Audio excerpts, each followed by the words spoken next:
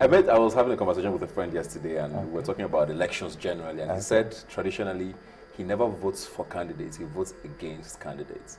And that's what he did on Saturday. Do you think a lot of people did that? A lot of people voted against instead of for who they wanted? Very correct.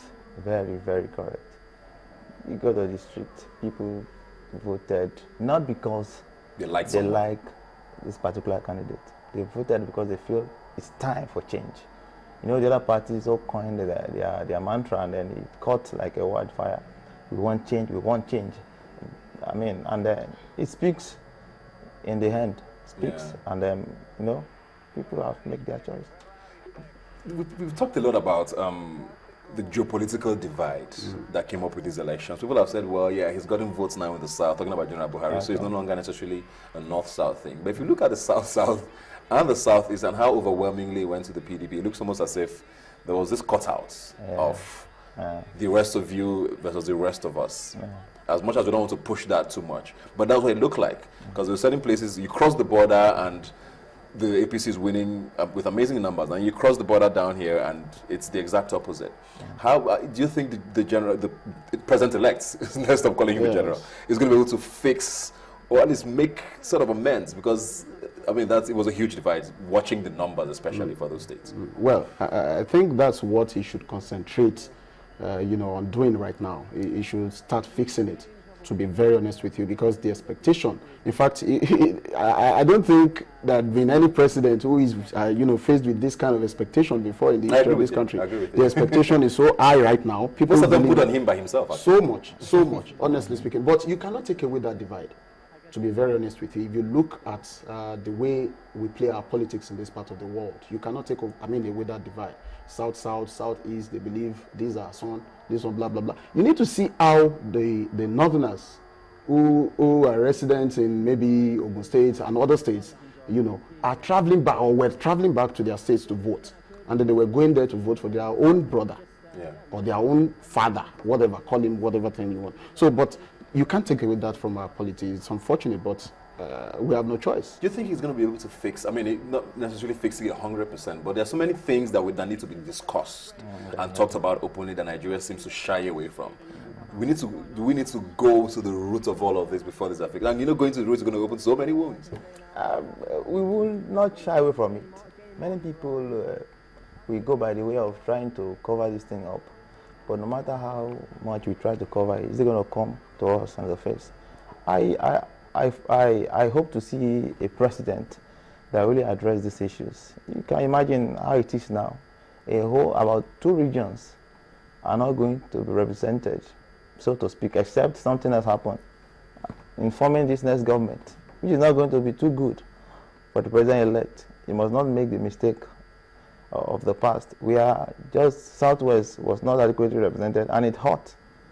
I'm sure his advisor will tell him the way to go, and in the long run, these things should be fixed. We must not be seen as a people that is so divided. We must not be seen as people that is so disenchanted. We must not be seen as a people that are so far to the extreme in our own devices. Ordinarily, I know we are not going to shy away from it totally, because Nigeria, our makeup, there is a way it is. But then we must minimize that divide. We must come close, try to reach a compromise, and then see how we go from there. I agree with you. As much as I know that his biggest assignments right now are probably security and corruption, which he also is very passionate about.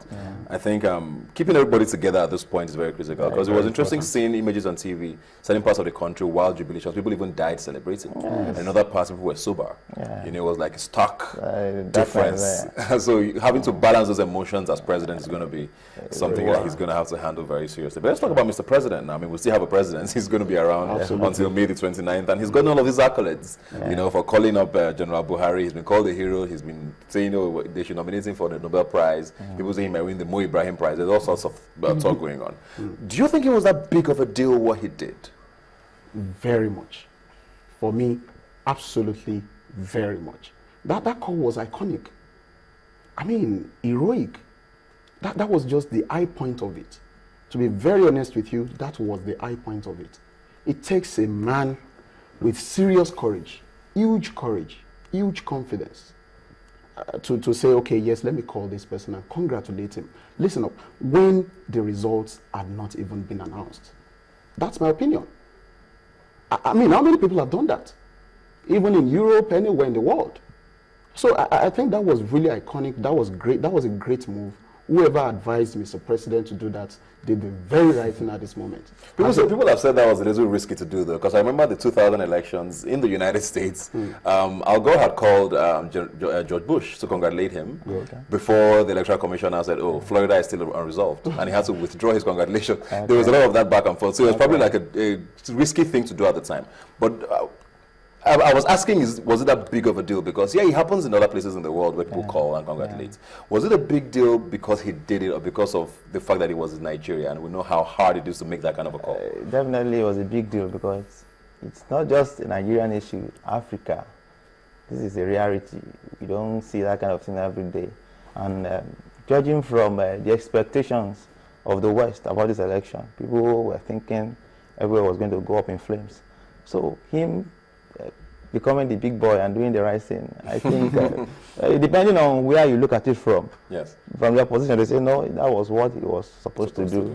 Then for his supporters, because some of his supporters too were trying to go all the way and fight if there is need. And that phone call changed everything. Changed everything. That was, I spoke to a number of people on his side, and, you know, they were demoralized, you know. Yeah.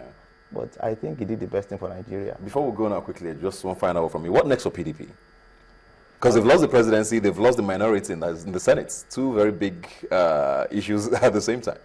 But for me, to be very honest with you, I do not think that the presidential election is going to affect the state elections so much, to be very honest with you, because you notice that the enthusiasm, the expectation at the center is quite different from what the expectation is at the various state levels. So I believe that now we have matured in our politics or political system in this country, and then people are going to vote for individuals now and not parties now.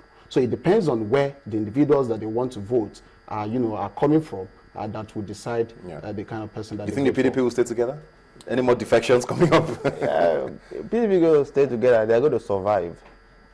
They are going to have teething problems, and I'm sure very soon they'll get their acts together and come out stronger. Remember, this is Nigeria. People defect every day. Some people in APC, by 2019, they will be elsewhere. Yeah. And so that is the way it is as of now. I believe they will rise up from the rubble and then be great again. Thank you very much, John. Thank you very much, Wale. It's been very interesting to have this conversation. Hopefully, by 2019, things are slower. Also, faster. Quicker, and we're done in a day. We don't experience so much more defection. I know. Thanks for being here today. We'll come back, we'll continue our conversation on politics right here on Rubbin Minds. Please stay with us.